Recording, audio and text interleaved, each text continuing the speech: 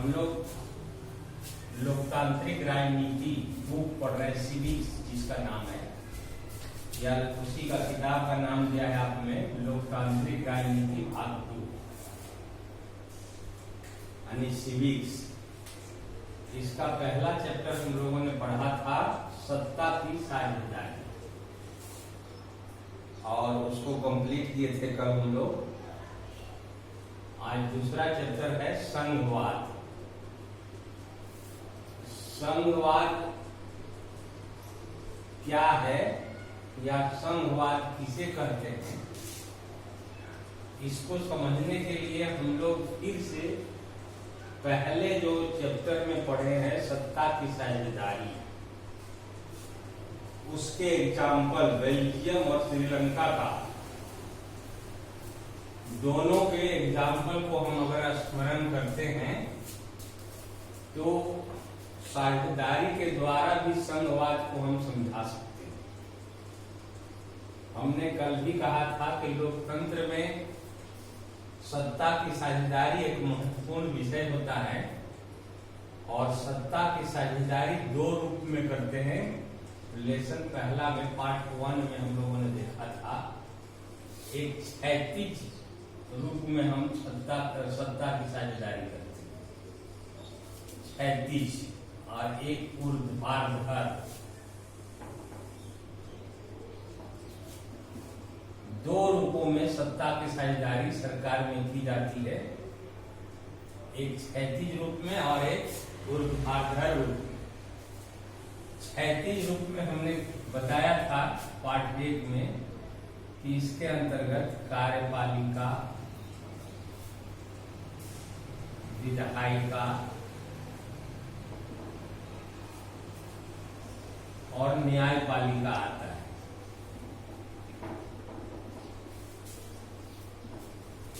ये समान रूप से सत्ता की साझेदारी है, एक ही धरातल पर सरकार रहती है, उसके 3 अंग कर दिए जाते हैं, कार्यपालिका, विधायिका, न्यायपालिका। तीनों अंगों में सत्ता की शक्ति को विभाजित कर दिया जाता है। ये तीनों अंग एक दूसरे से संबंधित होते हैं, तीनों एक दूसरे पर निर्भर होते हैं। जब इस रूप में सत्ता की साझेदारी की जाती है तो उसको सत्ता का क्षैतिज बंटवारा करते हैं, क्षैतिज वितरण। लेकिन जब सत्ता का बंटवारा हम ऊर्ध्वाधर रूप में करते हैं, ऊर्ध्वाधर रूप में कल हमने आपको बताया था कि पहले हम केंद्र सरकार, केंद्र में एक सरकार, केंद्र सरकार या संघ सरकार, इसी का नाम है संघ सरकार। उसका दूसरा स्थान में रहता है प्रांतीय, प्रांत या राज्य सरकार, और तीसरे स्तर पर इसमें रहती है स्वायत्त शासन, शासन व्यवस्था।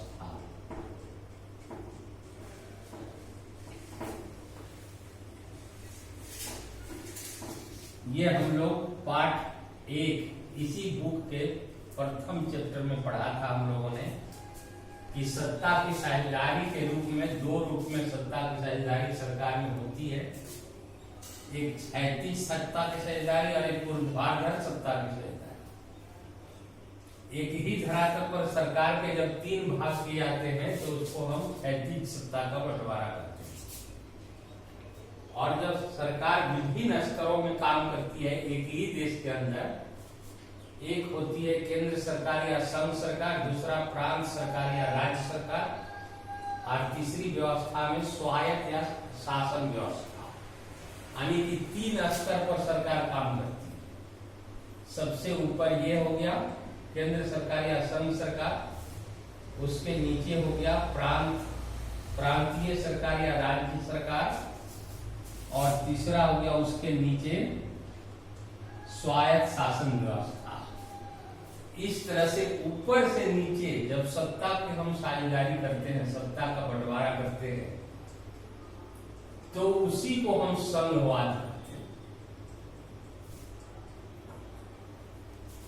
यह जो व्यवस्था है, सत्ता का जो बंटवारा हम ऊर्ध्वाधर करते हैं ऊपर से नीचे की ओर, उसको हम संघवाद, और संघवाद क्या है या किसे कहते हैं, इसको समझने के हम लोग फिर से पहले लेसन के बेल्जियम और श्रीलंका के उदाहरण को ध्यान में देखते हैं।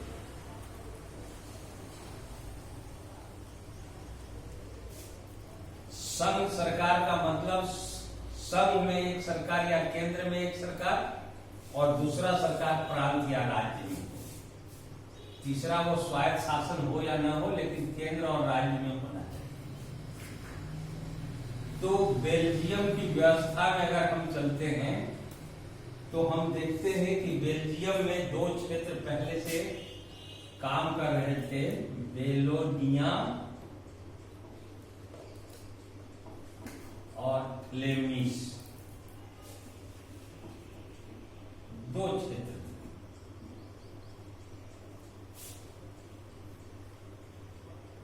वेलोनिया में डचों की संख्या थी ज्यादा और यहाँ पर जो है सो फ्रेंचों की संख्या थी,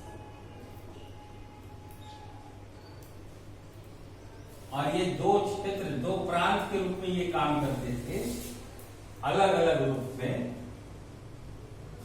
और इनकी शक्तियां पहले कम थी, और केंद्र में एक सरकार थी जिसकी राजधानी थी ब्रुसेल।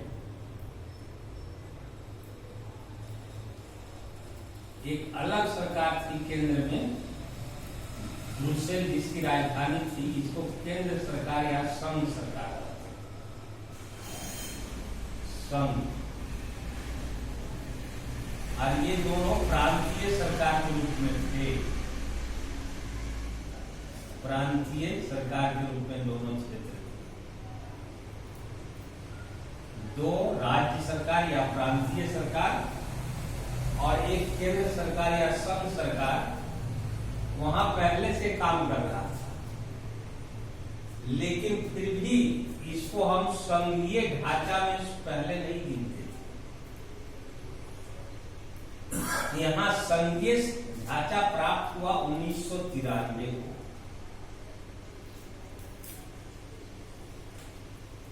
जब संविधान में संशोधन करके बोलेनिया को अलग प्रांत, फ्लेमिश को अलग प्रांत, ये तो अलग थे ही, इनको विशेष अधिकार दे दिया गया। इनको संविधान में शक्ति दिया गया, संविधान के द्वारा शक्तियों का बंटवारा लिखित रूप में, संविधान के द्वारा इस प्रांत को भी शक्ति मिली, इस प्रांत को भी शक्ति मिली, और ये स्वतंत्र रूप से काम करने लगे अपने अपने क्षेत्र में। इस पर केंद्र सरकार का कोई अंकुश नहीं रह गया, केंद्र सरकार को विशेष आदेश नहीं दे सकता था, ये अपने अपने क्षेत्र में काम कर रहे थे, और इनको अपना कर वगैरह वसूल करने का सारी व्यवस्था एक अलग क्षेत्र में था, केंद्र का अलग, इसका अलग, अधिकारों का एक तरह से लिखित रूप में बंटवारा हो, जिसके कारण ये प्रांतीय सरकार बिल्कुल स्वतंत्र हो गए, केंद्र पर निर्भर नहीं रहे, और राष्ट्रीय महत्व के विषय केंद्र सरकार के पास चले गए, राज्य स्वतंत्र हो गए, उनको विशेष अधिकार मिल गया, वो लिखित रूप से मिला संविधान के द्वारा। और इसके पहले 1993 के पहले इनको अधिकार थे, ये भी राज्य सरकार के रूप में काम कर रहे थे, लेकिन उनको केंद्र के द्वारा दिया जाता था अधिकार। केंद्र जब चाहता तो उनके अधिकार को छीन सकता था,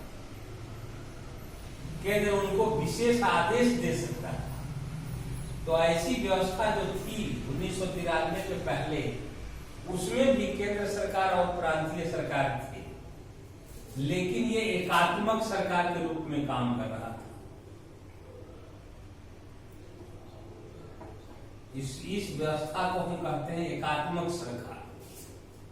इसमें भी केंद्र सरकार रहेगा और फिर प्रांत सरकार, राज्य सरकार रहेगा, लेकिन फिर भी इसको हम संघ सरकार नहीं कर सकते, क्योंकि जो प्रांतीय सरकार या राज्य सरकार होते हैं ये कमजोर होते हैं इस व्यवस्था में। इनको अधिकार केंद्र द्वारा मिलता है और केंद्र जब चाहे तो इनके अधिकारों को छीन भी सकता है। ये स्वतंत्र रूप से काम नहीं कर सकते हैं और केंद्र उनको विशेष आदेश भी देते रहता है बीच बीच में और उनके आदेश को मानना इनकी मजबूरी हो जाती है। तो अगर ऐसी व्यवस्था किसी देश में चल रही है तो उसको हम एकात्मक सरकार कहते हैं, उसको संघीय सरकार नहीं कहते हैं, उसको संघवाद नहीं कहते। बेल्जियम में 1993 के बाद संघीय ढांचा सामने आया और संविधान के द्वारा प्रांतीय यानी राज्य सरकार को विशेष अधिकार दिए गए। केंद्र का अधिकार अलग तय कर दिया गया, राज्यों का अधिकार अलग तय कर दिया गया। अब राज्य सरकार पूर्ण रूप से अलग अलग अपने अधिकारों का प्रयोग कर सकते थे, ये केंद्र पर निर्भर नहीं रखते थे। केंद्र इनके अधिकारों को छीन नहीं सकता, केंद्र इनको विशेष आदेश नहीं दे सकता। ये अपने क्षेत्रों में अपना निर्णय लेने के लिए स्वतंत्र थे। इनको कर वसूल करने का, शासन करने का अलग ढंग से अधिकार दिया गया था संविधान के द्वारा और केंद्र को अलग, दोनों के अधिकारों का स्पष्ट उल्लेख थे। अगर इस तरह का स्पष्ट उल्लेख आता है और अलग अलग सरकार प्रांत और राज्य सरकार या तो केंद्र सरकार जब अलग अलग काम करने लगती है और दोनों का अधिकार क्षेत्र निश्चित कर दिया जाता है संविधान के द्वारा और केंद्र सरकार जो है सो प्रांतीय सरकार पर किसी तरह का अंकुश नहीं लगा सकती, तो उसको हम कहेंगे संघवाद, संघीय सरकार। तो बेल्जियम में संघीय सरकार की स्थापना 1993 के बाद हुई। उसके पहले एकात्मक सरकार थी। देखिए ध्यान से समझिए इस बात को, बहुत बारीक अंतर है। एकात्मक सरकार में भी दो स्तर पर सरकारें काम करती है, केंद्र में भी राज्य में भी, लेकिन राज्यों को एकात्मक सरकार में विशेष अधिकार नहीं प्राप्त होता है, उनको केंद्र के द्वारा अधिकार दिए जाते हैं। उन्हें जब चाहे उनके अधिकारों को केंद्र सीमित कर सकता है, छीन सकता है, वापस ले सकता है और जो चाहे तो केंद्र उसको आदेश भी दे सकता है और उस आदेश को मानना राज्य सरकार की मजबूरी है, तो एकात्मक सरकार। लेकिन जब संविधान के द्वारा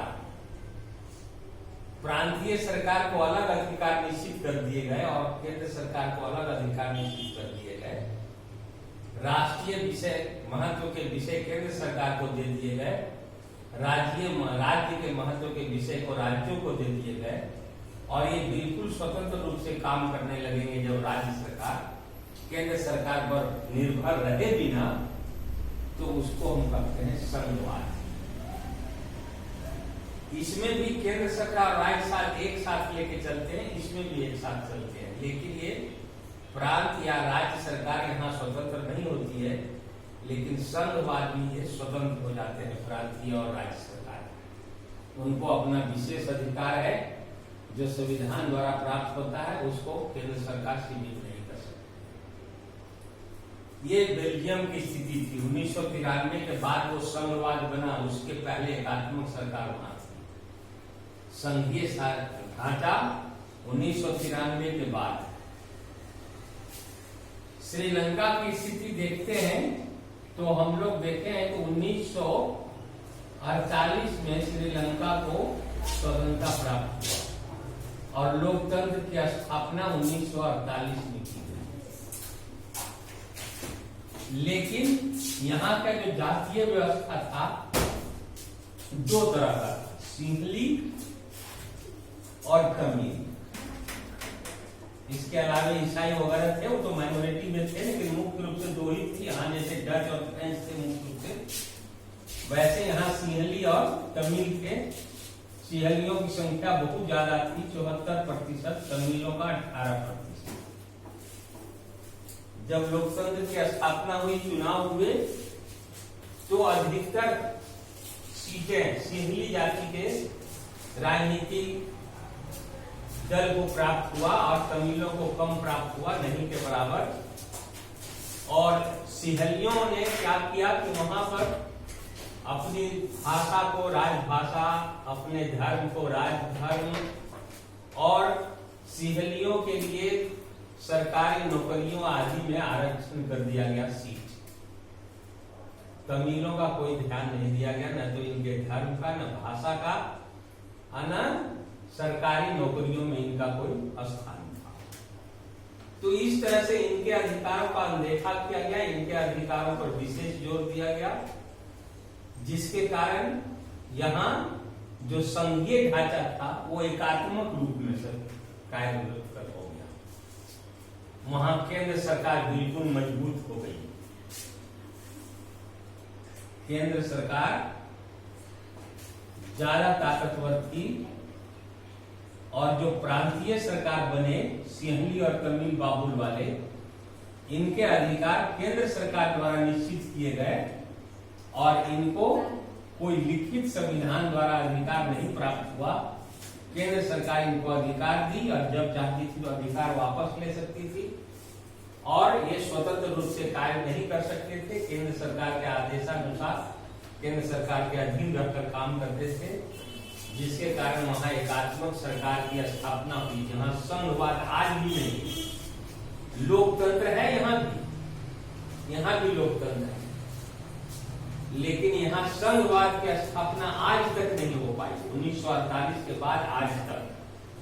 क्योंकि आज भी दोनों संघर्ष करते हैं, दोनों जाति के लोग एक साथ मिलकर नहीं रहते। केंद्र सरकार वहां मजबूत है और केंद्र सरकार के द्वारा ही क्षेत्रीय सरकारों को अधिकार प्राप्त हुए हैं, और केंद्र सरकार जब चाहती है उनके अधिकारों को सीमित कर देती है या छीन लेती है, उनको विशेष आदेश भी देती है। उनके आदेश को, केंद्र सरकार के आदेश को इनको मानना पड़ता है, ये अपना स्वतंत्र निर्णय नहीं ले पाती। इसलिए अभी यहाँ श्रीलंका में अभी भी एकात्मक सरकार है।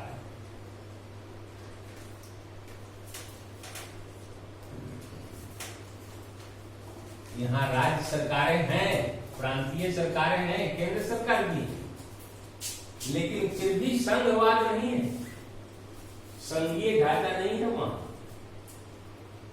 वहां एकात्मक सरकार है। और बेल्जियम में पहले था एकात्मक सरकार, लेकिन 1993 के बाद यहां पर संघवाद की स्थापना हो गई, संघीय सरकार की स्थापना हो गई। राज्य और प्रांत सरकार बिल्कुल स्वतंत्र, और संघीय सरकार भी अपना केंद्र में काम करती है, और वह राष्ट्रीय महत्व के विषयों को देखती है। राज्य सरकारों को बिल्कुल स्वतंत्रता मिली हुई है, वे अपना कर वसूल कर सकते हैं जनता से, विशेष क्षेत्रों में अपने सारे निर्णय स्वयं कर सकते हैं। तो एकात्मक सरकार और संघीय सरकार या संघवाद में बहुत कम अंतर है, इस पर ध्यान देना है आपको कि बेल्जियम में कैसे संघवाद है और श्रीलंका में कैसे संघवाद है। तो संघवाद का मतलब हुआ वैसी सरकारी व्यवस्था जिसमें दो स्तर पर सरकारें काम करें और दोनों सरकारें स्वतंत्र हो। केंद्र सरकार भी स्वतंत्र व्यवस्था में काम करे और राज्य सरकार भी स्वतंत्र काम करे, दोनों में कोई टकराव न हो, संविधान के द्वारा लिखित दोनों को अधिकार प्राप्त हो और दोनों एक दूसरे का अधिकारों का सम्मान करते हैं। तो उसको हम कहते हैं संघ सरकार या संघवाद।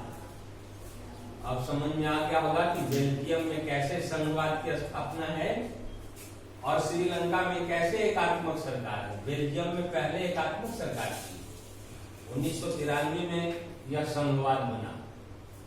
श्रीलंका स्वतंत्र हुआ 1948 में, लोकतंत्र की स्थापना तो हो गई, लेकिन वहां संघवाद की स्थापना अभी भी नहीं है, वहां एकात्मक सरकार है। हालांकि वहां भी राज्य है, सरकारें हैं, केंद्र सरकारें हैं, फिर भी वहां एकात्मक सरकार है। इस बात को ध्यान से समझिए।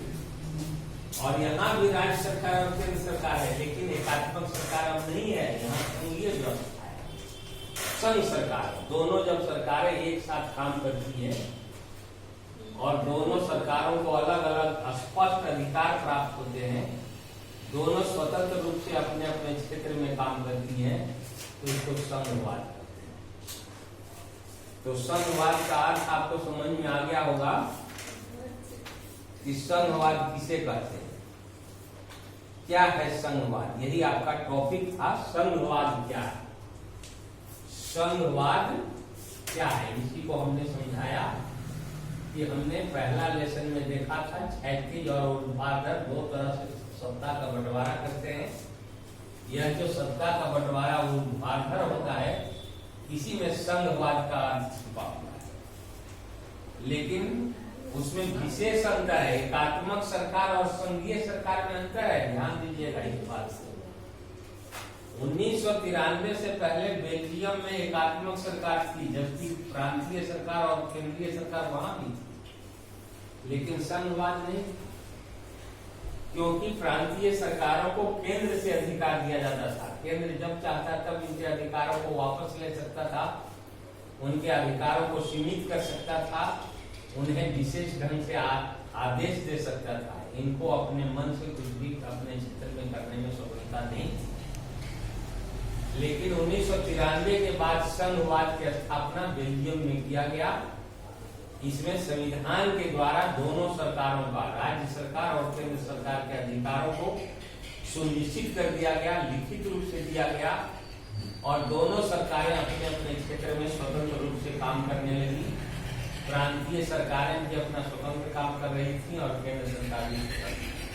केंद्र सरकार को राष्ट्रीय महत्व के विषय दिए गए और राज्यों को अपने क्षेत्र में पूरा स्वतंत्रता दिया गया कि आप निर्णय लेकर के अपना शासन करो, तो उसको संघवाद करते हैं। और श्रीलंका में जब हम देखते हैं तो वहां भी राज्य सरकार और केंद्र सरकार है, लेकिन संघवाद नहीं है, वहां अभी भी एकात्मक सरकार, क्योंकि राज्यों को जो अधिकार वहां दिए गए हैं वो केंद्र सरकार के द्वारा दिए गए हैं, संविधान के द्वारा लिखित नहीं दिए गए हैं। वहां के राज्य इस तरह से स्वतंत्र नहीं है, वे अपने क्षेत्रों में अपने मन से कोई निर्णय नहीं ले सकते, उनको केंद्र सरकार के आदेश का पालन करना पड़ता है। केंद्र सरकार के द्वारा इनको अधिकार मिलते हैं और केंद्र सरकार जब चाहती है उनके अधिकारों को छीन भी सकती है, वापस ले सकती है। तो वैसी स्थिति में इसको एकात्मक सरकार कहते हैं। श्रीलंका में आज भी एकात्मक सरकार काम कर रहा है, संघीय सरकार नहीं है। अगर संघीय सरकार हो जाता तो सिंहली और तमिलों की जो आपस में तकरार थी, गृह युद्ध था, वो समाप्त हो जाता। तमिल वही चाह रहे हैं कि भाई हमको एक स्वतंत्र राज्य का दर्जा दो और हमें संविधान से अधिकार दो कि हम अपने राज्य में अपना निर्णय ले सकें, अपने ढंग का शासन कर सकें, हम केंद्र सरकार पर निर्भर न रहें। ऐसा मांग तमिलों का अभी भी है। और जिस दिन संघवाद की स्थापना श्रीलंका में हो जाएगी उस दिन वहां गृह युद्ध बंद हो जाएगा। तो इस तरह से एकात्मक सरकार और संघवाद दोनों में आप अंतर ध्यान से समझिए। तो संघवाद सरकार में कुछ विशेषता दिया है, देखिए हम पढ़ के सुनाते हैं। संघवाद में जैसे दिया है, यहाँ सरकार दो या अधिक स्तरों वाली होती है। देखिए दो स्तर पर सरकार होती है संघवाद, केंद्र सरकार और प्रांत सरकार। अधिक स्तर का मतलब तीसरा स्तर भी हो सकता है स्वायत्त शासन, और नहीं होगा तो दो स्तर पर तो होगा ही होगा। दूसरी विशेषता है संघवाद का, अलग अलग स्तर की सरकारें एक ही नागरिक समूह पर शासन करती हैं, पर कानून बनाने का और कर वसूलने का, प्रशासन का उनका अपना अपना अधिकार क्षेत्र होता है। संघवाद में एक ही जनता पर केंद्र सरकार भी शासन करती है और राज्य सरकार भी शासन करती है, लेकिन कर वसूल करने का अलग अलग क्षेत्र बना दिया जाता है संविधान के द्वारा, उनमें कोई टकराव न होने पाता है। तीसरा विशेषता है विभिन्न स्तरों की सरकारों के अधिकार क्षेत्र संविधान में स्पष्ट रूप से वर्णित होते हैं। संविधान के द्वारा बताया गया है, आपको बता दिया है कि संविधान के द्वारा राज्य सरकार के अधिकार और केंद्र सरकार के अधिकार स्पष्ट रूप से उल्लेखित होते हैं, जिससे उनमें कोई टकराव नहीं होती है। चौथा विशेषता है संविधान के मौलिक प्रावधान जो होते हैं, मौलिक अधिकार जो है जनता के, उसमें अगर कोई परिवर्तन करना हो तो केंद्र सरकार या राज्य सरकार अकेले नहीं कर सकती। दोनों सरकारें मिलकर बहुमत से जब किसी बात को पारित करेंगे, किसी विधेयक को, तब ये मौलिक अधिकार में परिवर्तन हो सकता है। पांचवा है, इस तरह की शासन व्यवस्था में न्यायालय को, अदालत को अधिकार है कि राज्य सरकार और केंद्र सरकार के अधिकारों में जब कभी विवाद उत्पन्न होता है तो उसका निर्णय सर्वोच्च न्यायालय करती है। उसको हम संघवाद कहते हैं। छठा में है, वित्तीय स्वायत्त निश्चित करने के लिए विभिन्न स्तर की सरकारों के लिए राजस्व अलग अलग स्रोत निर्धारित। माने कैसे सरकार चलेगी, तो धन होना चाहिए किसी सरकार को चलाने के लिए, तो दोनों सरकार को अलग अलग क्षेत्र निश्चित कर दिए जाते हैं कि राज्य सरकार किन किन क्षेत्रों से कर ले सकती है और केंद्र सरकार किन किन क्षेत्रों से कर ले सकती है। ये छठा विशेषता है संघ सरकार का। सातवां है, इस प्रकार प्रांतीय शासन व्यवस्था के दोहरे उद्देश्य हैं। देश की एकता को बनाए रखना इसका सबसे बड़ा उद्देश्य होता है। सारी संस्कृतियों को, भाषागत विशेषताओं को एक साथ लेकर चलना ही संघवाद का सबसे बड़ा विशेषता है। तो इस तरह से हमने देखा कि संघवाद क्या है और संघवाद जो सरकार होती है, संघीय सरकार, उसकी विशेषताएं क्या होती है। इसका भी एग्जाम्पल हम लोग बेल्जियम और श्रीलंका के द्वारा भी समझे हैं।